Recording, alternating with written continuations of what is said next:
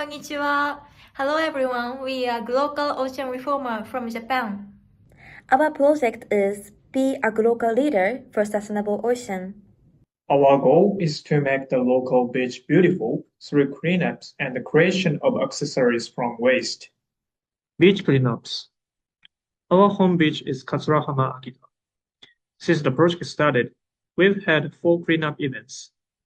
Mostly college students took part, but at our last event, local high school students and members of the general public joined us too. We collected a lot of trash, things like everyday household items and fishing gear.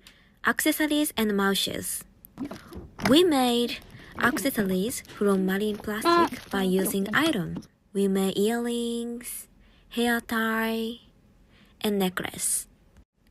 We sold those accessories at the Marché event. Many local residents participated. Learnings. Through the activity we conducted in half a year, we faced a lot of challenges.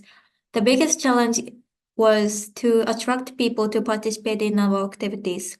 We made an Instagram account and used it to inform our activities, but we were not able to encourage the followers enough to join the activities. So in the future, we will improve the way to involve a lot of people.